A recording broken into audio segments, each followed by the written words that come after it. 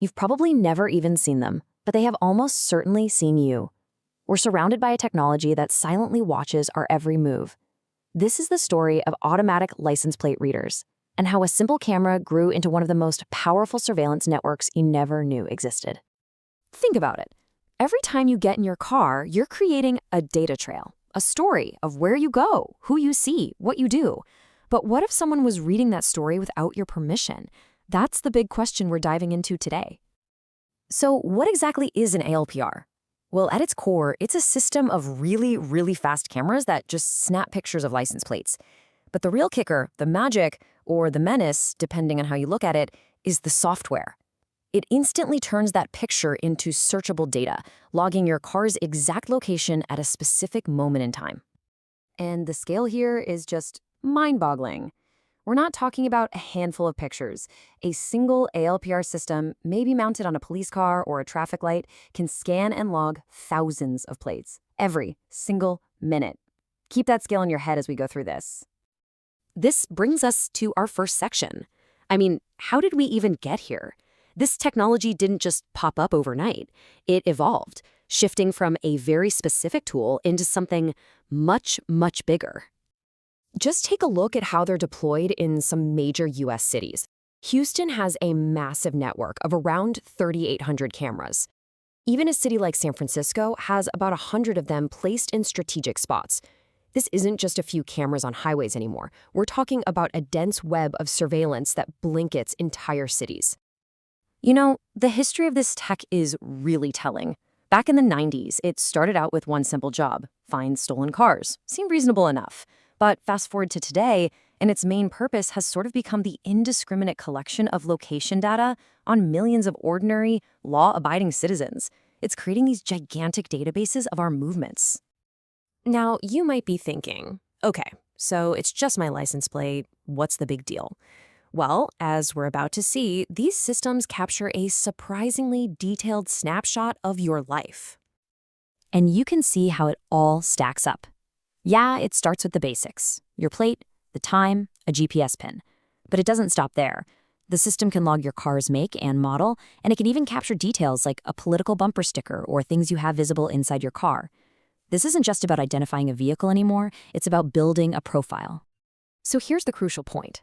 When you connect the dots from thousands of these cameras, these systems can do more than just place you at a single spot. They can reconstruct your entire route to work, your trip to the doctor, or your visit to a friend's house. They become a de facto GPS tracker, just one you never agreed to have on your car. And this just perfectly illustrates the risk of collecting all this sensitive data. It's not always secure. Security researchers actually found real-time video feeds from police ALPR cameras just broadcasting online. No password, wide open. This wasn't some sophisticated hack. It was just basic security failures, exposing anyone's movements to the entire world. That kind of lack of oversight leads us directly to this. What happens when this powerful automated system makes a mistake? Because as we're about to see, the consequences can be absolutely terrifying with a very real human cost. Let's talk about the case of Brian Hofer. An ALPR camera misread his plate and flagged his car as stolen. Instantly, with no human double-checking the info, an alert was sent to police. The result? Officers pulled him over in a high-risk felony stop, approaching him with guns drawn. He was treated like a dangerous criminal, all because of a database error. In Brian Hofer's story, it's not a one-off. Investigations have uncovered a whole pattern of these wrongful stops, all coming from the same issues: simple machine errors or outdated information. The system is designed for speed, often at the expense of accuracy and human judgment, putting innocent people in life-threatening situations. This brings us to the core problem.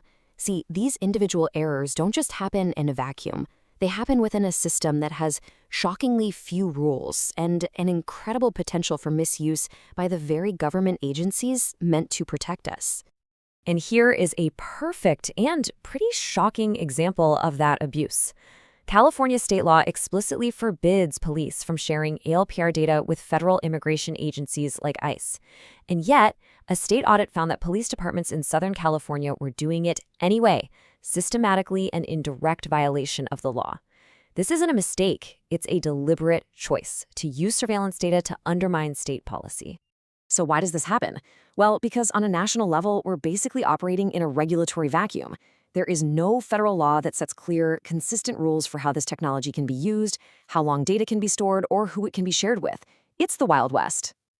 The result is this chaotic patchwork of inconsistent, often meaningless rules that vary wildly from one city to the next.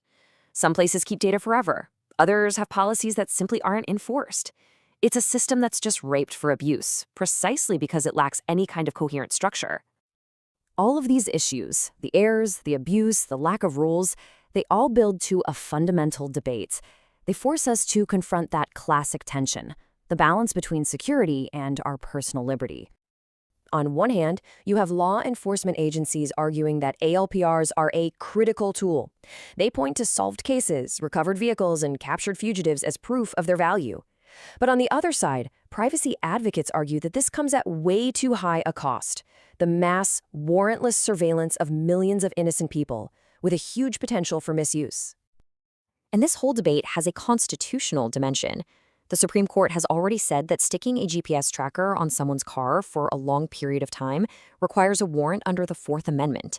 Yet, ALPR networks achieve the exact same result or an even more detailed one without any warrant at all.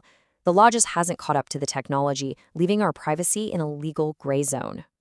So here we are. This technology is powerful, it's pervasive, and it's largely unregulated. It watches us constantly. And it leaves us with one crucial question to think about. Who is watching the technology? Who ensures it's used correctly, that mistakes are prevented, and that our fundamental rights are protected? Right now, the answer is far from clear.